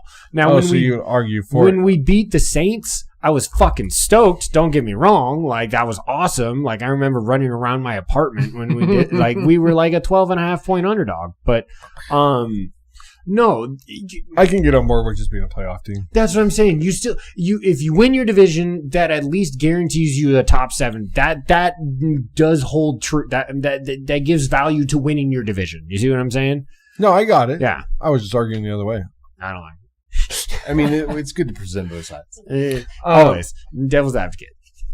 So the Seahawks finish out with. I had it. Let me start talking. They finish with the Rams at home. Yep. Then they have to go Panthers, to Carolina, yep. which is going to be And then that could be a tough to game. the Niners. Maybe. And then to the Niners. So you don't necessarily have an easy schedule finish out. I agree. Yeah. No, I think There's a lot of teams that have some tough well, schedules finishing out. and unfortunately, with what we didn't do today, yes, we got a W, which is Always good. Yes, they always say every game it's hard to come by W's in this league. But, I mean, if I'm putting myself in your shoes, Do it. Tell me how I'm feeling. that offense needs to look different. It just needs to. No. I'm not worried about the defense. Defense is great. It's not okay. It's good enough. You ready? You ready? Excuse me. We need to get rid of Anthony Bradford. Is that what it is? Yes, he is our left guard, and he is horrendous. Gray Zabel at right guard is great. Charles Cross at right tackle is good. Our left tackle, Abe Lucas, good. Our center, Jalen Sundell / Ola. Oh, dude, without a shot. And we pull him, and he whiffs blocks all the fucking So time. he doesn't pull well. Well, and they you're can't pulling him I mean, anyways. still, all the time. All the Can't time. run Do you- the ball, do All bro. the time. do you have- We did not today. Is We there did not someone run the ball today. you'd rather see the rest of the season at that Christian position? Haynes, yes, let's put Kid Christian from Haynes in there. Kentucky? No, he's from UConn. Yeah, Kentucky. Or Connecticut. Yeah, it's Connecticut, not sorry. quite the same. Sorry, Connecticut. Connecticut. I was like, homie, one's in the Northeast and one's in the KC. Southeast. Yeah. But yeah, Christian Haynes, it's weird. We drafted him with the idea that I don't know why they're stuck on Anthony Bradford is not it, you guys. But yes, I have faith in that defense. That offense can't. You know what? They still got points. Darnold under pressure today actually was very good. He only threw like 2 or 3 balls that were like nothing dangerous, just behind, like kind of like, but while like getting almost sacked. Like he played a much better game than the stats reflect. Okay, yeah, okay, that's what I was kind of Yes. leading. Oh, he didn't sacrifice a single. We kicked 6 field goals. He didn't pumpkin. No. He played the game in front of him. He led JSN to a 100-yard game. We just couldn't get the run game going. We had no support for him. No play action. No real deep down the field throws. For those 5 offensive linemen, how's that run game not get going? I could not tell you. Sharps broke a few. Kenny had nothing. Mr. Walker, K9 had probably the worst game of his year. I think he had like beat 7. up or No. Every first contact was behind the line of scrimmage. It was. He's one of the most dynamic players in the open field. But you couldn't get him there, whether it was up the middle or around the pocket. No, it just didn't work for Kenny today. I mean, Didn't I work liked for Kenny him today. coming out of college. He's I a thought stud. he's a good 1-2. And I don't think we're gonna re-sign him. I don't think we're gonna give him the money. He was a second rounder, so we don't have a 5th-year option. He's in year 4. His last year? Yes. And Okay. I think he's going to test the open market. I don't see us paying him. But the run game was sad today. Like a couple of great crossers with JSN, a couple of broken tackles. AJ Barner had a really tough first half, had a really good second half. Cooper Kupp had one of his more solid, consistent games, catches in all quarters versus just like 1 or 2 kind of game breakers in a random spot. I don't like this matchup against the Rams. I'm super thankful Devontae Adams is going to be there. I think we reset and we stay at home so we don't have to travel. That's favorable. It is. I think that it's tough. It's going to be a tough matchup. I like our odds against the Panthers, and I like our odds against the Niners simply because I think that you're a very different Niners team than the first week that we played. Definitely. And I think we match up very differently. I'm not saying you can't beat us, because you can beat us. It's a division game. Yeah, exactly. And I would imagine normally we would split. I feel like our teams are both at a level where that's more likely. And I still think both of us get in. I think there's 3 from the NFC West. I love that. I do.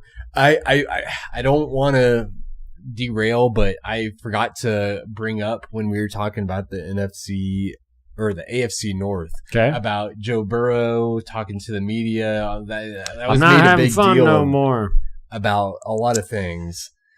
And I'll trade a first. I'll trade every first. I mean, that's where a lot of people go. I don't think that's the initial move, though. I think the initial move is it puts Taylor on a hotter seat. And I think a coach maybe like Salo, I don't want to lose him, but would make a whole lot of sense for Cincinnati. I think you have to look more at the fucking GM. And well, yes, I think you get him out. I think you get him and the coach probably out. Well, I think it's more ownership. Well, you can't fire ownership, though. Yeah. You can't. That's where I think some of the problems. The York family once famously said that about the Niners. You can't. Oh, not the York. It's Jed York was the GM. Who owned? No, it's Jed York is the owner. He's the owner. You got it right. Yeah, you can't fire the owners.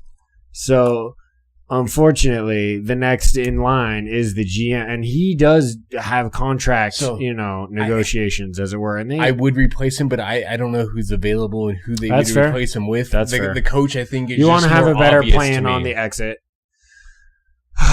But do you think you shit can both of them? Something's got to give. They got to get a better defense, dude. But they don't have money to do so. That's the problem. But I think with those comments, so changes have to be coming. This is one team that can afford not to go get an offensive head coach because you have Joe Burrow. Yeah, that's what I'm saying. But you do have to pull in somebody. But you got to get talent on that defense too, man. But a good defensive coach can do different things. Salva's done wonders for my team this season with all the injuries we had. Losing our Taylor, two best defensive players on our team. Oh, because he never had a caliber of a quarterback like Burrow in New York. And it's not he had a great defense, and he led a good defense. And it's not like Salo wouldn't bring in an offensive coordinator that fits a similar system to what Zach Taylor does. The Shanahan tree. Yeah, it's all in the same realm. Yeah, it is. I don't disagree.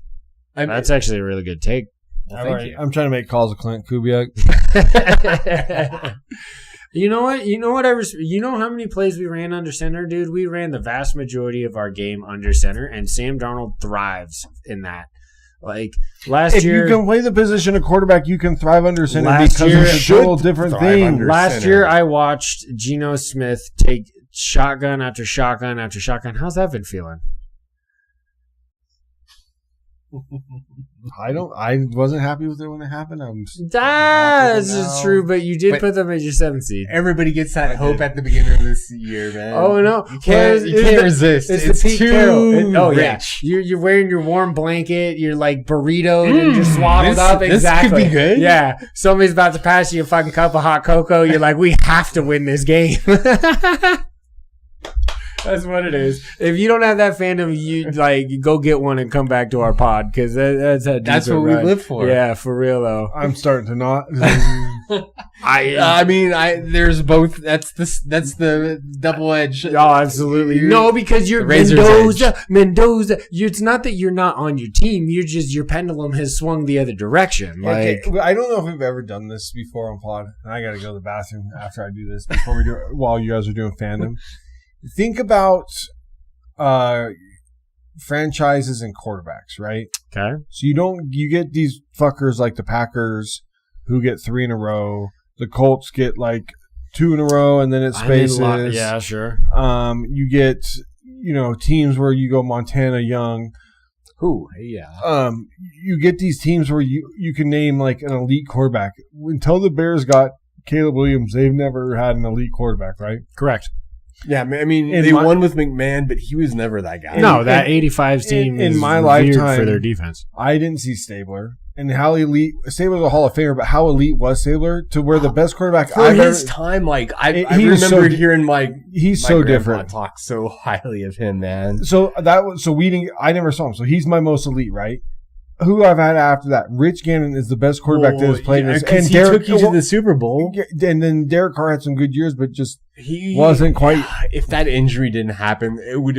I mean, that's just the what ifs. But he saw maybe the end of Steve Young. And to be fair, like you had Purdy, you haven't gotten another ring since the Steve Young even era. Even the Jeff Garcia years weren't bad. We're good, right? But but they didn't. Correct. But they still didn't make noise. They never made noise. They never went to. But then you get like they had some. You bad guys. years, I mean, there's too. much worse examples. You guys have had Russell Wilson and Matt Hasselbeck, and then so for me, yes, because those were like my first real quarterback And was Matt Hasselbeck. I love Hasselbeck. Dude, him and Sean Alexander and Hasselbeck. Daryl Jackson, and dude, I loved that team. Like, obviously we got to guys Super just Bowl rolled the 40 and we got fans. robbed by But think about like franchises with quarterbacks and who has had them and who hasn't. right. A lot of teams have at least had one big dog. Like the Raiders and Bears, like yes, we have had Stabler, but the Bears have never had one. And then Who would you call the Browns' big dog? Otto Graham is Otto technically Graham the is one like that the they best, hold, but but even he Bernie wouldn't play in this fucking generation. I know you can scoff. I understand. I'm not saying he wasn't. And I mean, it's always tough because again, that falls to your coach, your GM, how that player's developed, where you pick them. The Buccaneers is another one where their Super Bowl winning quarterback was Brad Johnson, dude. It was that defense that fucking carried them. Yes. Now Baker has an argument. He is the best Tampa Bay Bucs quarterback. He Tom Brady. Are we forgetting Tom Brady? That's fair. He played 3 years there. 2 years? Yes, 3 2 years? or 3. Yeah, that's enough to qualify. I mean, he still won them the Super Bowl. Right, he did do that, and Baker did not. Like, has not. And I think Brad Johnson, I mean, he won them a Super Bowl technically, but I think I put more of that on John Gruden. Sorry, I can't believe I blanked Brady. That's almost as bad as forgetting Justin Jettis. Gruden, though, another sidebar. Sidebar within a sidebar. Going down the levels. For team, the NFL's not going to bring him back. They shouldn't. Do you take a job like Michigan?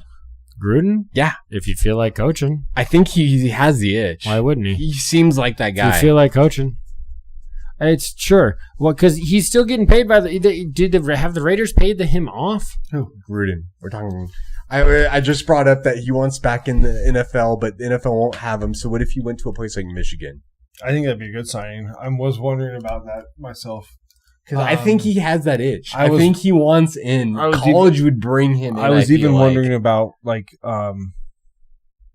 maybe not quite an Iowa State, but maybe somebody mid, right? Well, Utah just lost their coach. Correct. I don't think Utah would have a problem hiring. They'd love that hire. Fuck no. Why wouldn't you like that hire? I think you'd love that as Michigan too, though. Dude, Gruden's going to pull some eyeballs. He's going to put button seats for sure. It just is. Can he change what he does offensively? Because it wasn't. Derek and him were okay. So then but then that's where you give true offensive. You find an offensive coordinator. Can you, as somebody that like him or a coach like that, can you do that? Like, you know what I'm saying? Can you hand that over? I think you can.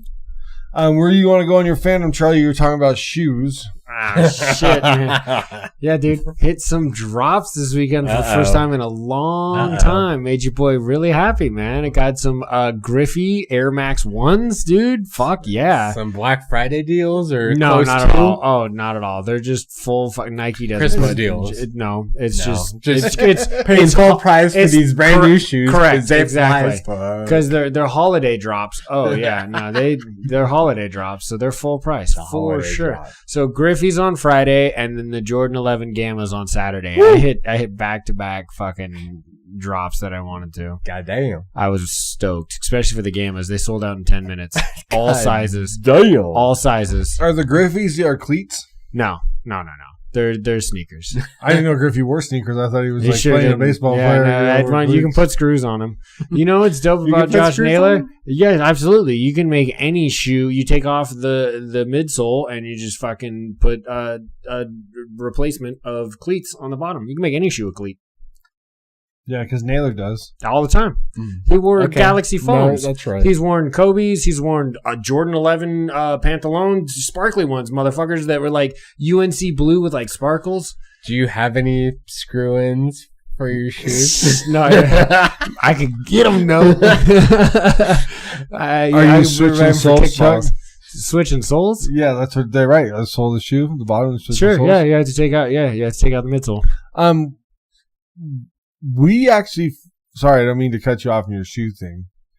We missed a really big topic. We're coming back.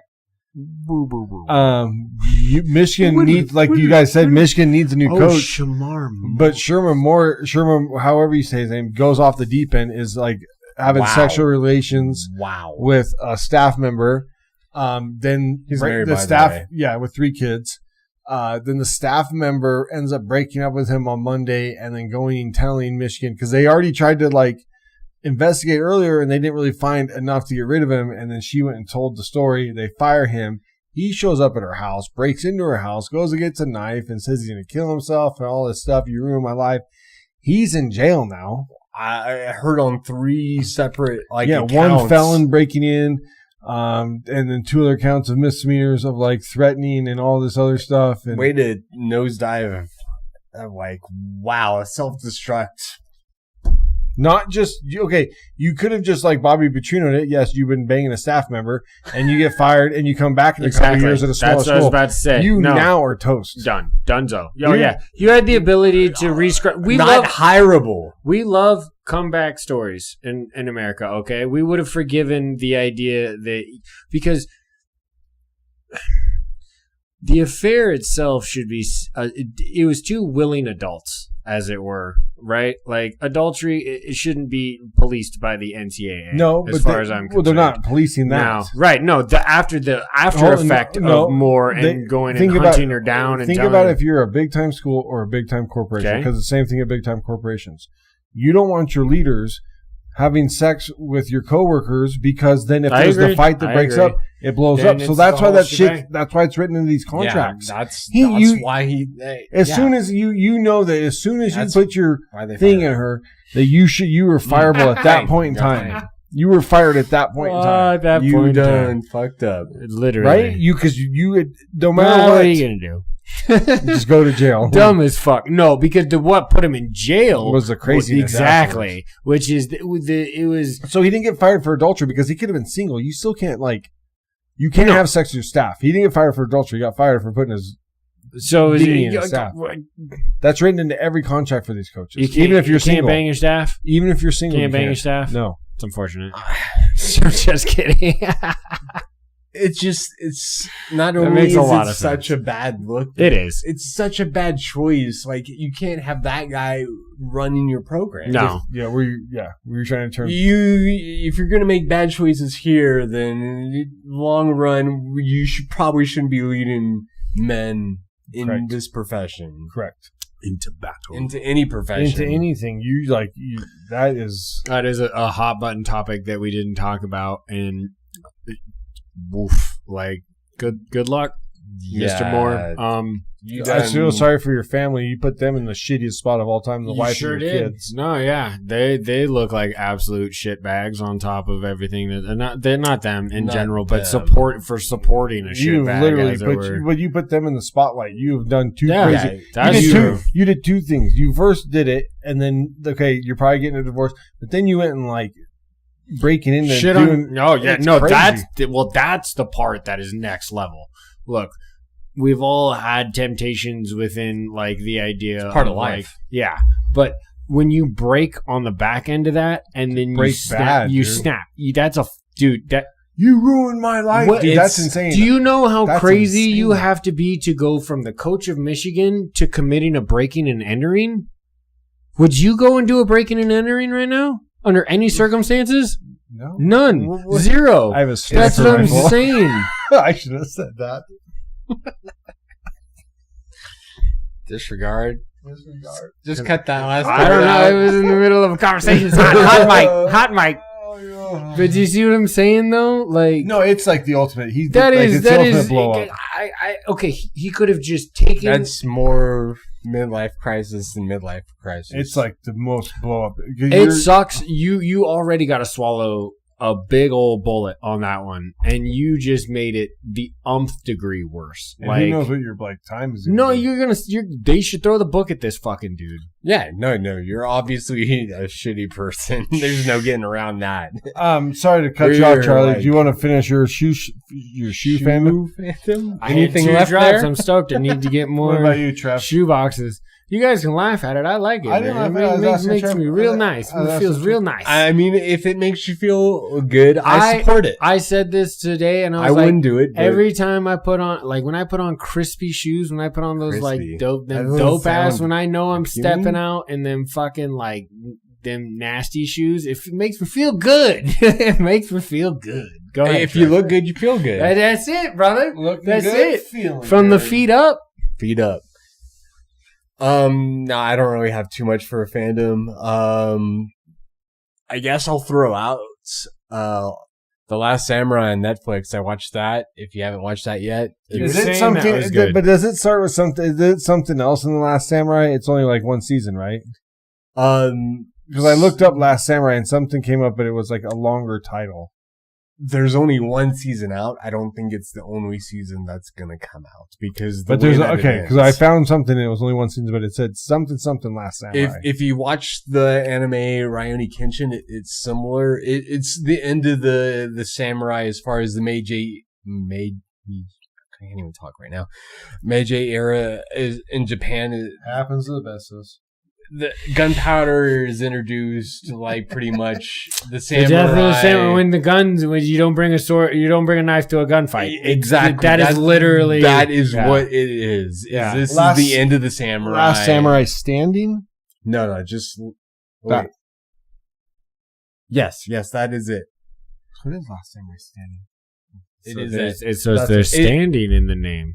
There Yes. is, and it is worth a watch. I feel like It's live action. The though. first, That was it's live action. Yeah. Yeah, it's not Yeah. anime. The first episode, I need to get was back on into the anime. fence. It's been way But too the second long. episode, I was like, okay, I love the story. It's gold. I've The almost fighting took up another. so that's notch. on my list at 2. What's I've- one? Well, I've almost finished Blind Spot.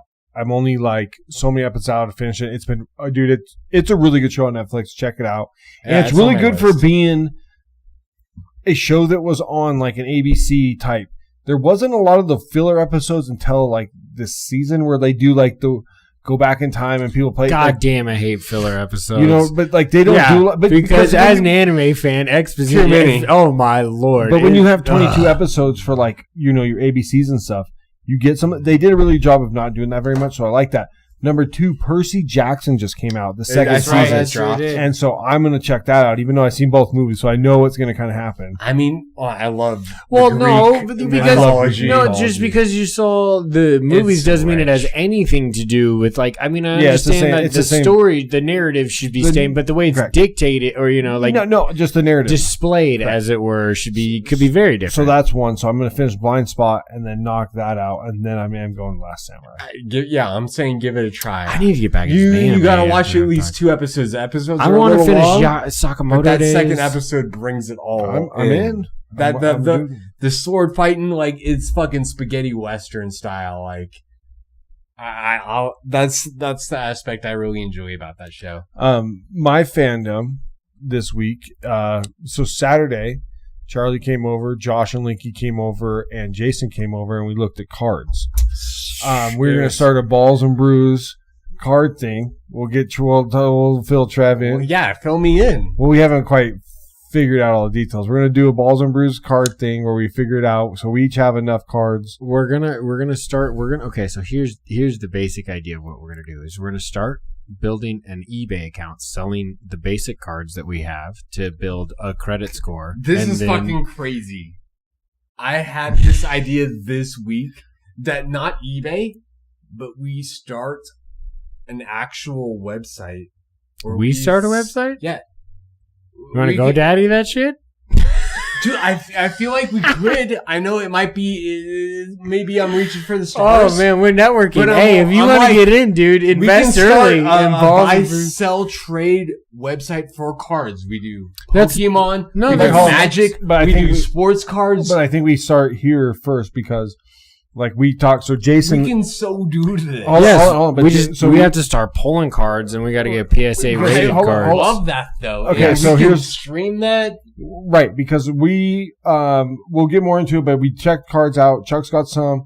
I have some. I got some more graded. I got my Heinz Ward 3 of 5 back. It graded out of 9. Yes. So look at moving. But we have a whole plan. So we want to get you on the plan here after we talk about this. But it was just so fun seeing both boys jumping up on the stools because Grace and Link were there showing their cards off. Dude, Jumping up on the Linky stools. had some Linky- polls, bro. Linky I've been had teaching some him. polls, dude. Well, and Like- everything that Grayson has is what I have too. Sure, so it's like sure. one and the same. But No, that's what I'm saying though. Both boys meet up there, but then even as us in Josh, and then dude, Jason just brought like a Hall of Fame box, he calls it, where he has like Mickey Mantles that are graded. He had a Jackie Robinson. It's only graded 1. Dude, it's still a fucking Jackie Robinson card. A 1956 Jackie Robinson card, bro. Nuts. That's fucking nuts. His Mike Any Schmidt card from back then. Dude, he had It doesn't mantles. matter the condition. He had multiples from the 50s that were graded, dude. Mazes. He had a bunch of Willies, yeah. He had Willie He had a Mays Vin cards. Scully. Like the guy, it was impressive. It was impressive. So, Jason, shout out to you, man. I He can't had a wait Mike to do Schmidt some that was more with fucking you. so sick. That Mike Schmidt auto. 3Gs is what.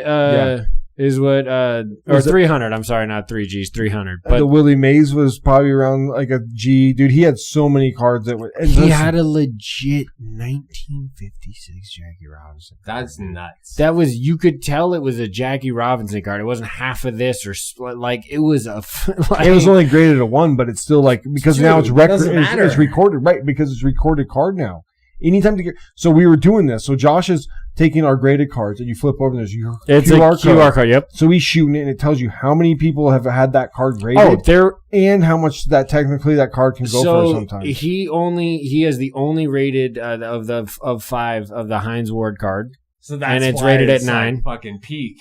Well, it's a 9. If it would have been better if it had been a 10. Sure. But if you're only of 9 cards, only 5, and only 1 registered at a PSA 9, meaning if like a Steelers fan saw that, like a Heinz Ward like Stan saw that, he could sell that card for a grip of cheddar. So we're working on stuff like that. I got a bunch of Shoheis that just. I have a bunch of Ancient Muse that I took out, and I just how bad that one had. I was so just enough. Enough. It's enough. Enough to still not send it. He dropped it. Yeah, I was trying to wiggle it out without like touching a whole lot of it, and the whole pack, and it just snubbed right on, and like it just folded over the foil just enough. You can see just a little raise. Like the corner itself is fine. I'm sorry, it's a raise in the back, but it's enough to at least take it down a couple of points. Well, we'll figure it out. I think this could be a business opportunity. We could have the Bab Balls and Brews like CC card collectors. Yeah, dude. Well, it also adds like when we do. So we'll go over this stuff. I want to start pulling cards. Well, I brought my iPad. That's always a good time. I brought my iPad, but we have to figure out what kind of fucking packs we're gonna buy, though. We'll talk. We got to start talking about it. All right, we're check coming us out back, on Instagram y'all. and X. Next week, Buzzsprout, Spotify, YouTube. Next week we will have the first round of next round. We'll have the playoffs done. Right, first round will be done next Sunday. Of the college, yes, it's absolutely true. Stay tuned for that. Hell yeah. And we'll go over, I was wondering this. I know things. Should we push some things? Should we push Trev's? Because Trev's top, it should go. Get up on this. Next week should be quarterback rankings. And then Trev's top 10. Should we push back a week so that Trev's top 10 ends last 1 week? Well, it would end 1 week before. I don't think we should do QB rankings and Trev's top 10 in the same episode. No. We pushed each thing back 1 week. So Trev's top 10 ends the last week. Oh. And then QB rankings will be playoffs. I like that. So we won't do QB rankings next week. We're taking a bye week after. Okay. Dude, I'm excited to do some of those rankings though again. I love doing that shit, dude. Good. Because you literally start seeing it. It's starting to really solidify where the dudes are playing, where the dudes should be playing. Yeah, everything is coming to like a wrap. We're gonna get the end results on how we feel about everybody and how the season. The only problem is we lost Patrick. He's off the board now. No, that's Minshew just is not going to grade out very well. Yeah, it's going to shake it up. It's true. Well, stay tuned for that, you guys. Thanks for being here for 120 if you guys made it. And we'll see you for 121. Wolfpack. Ow.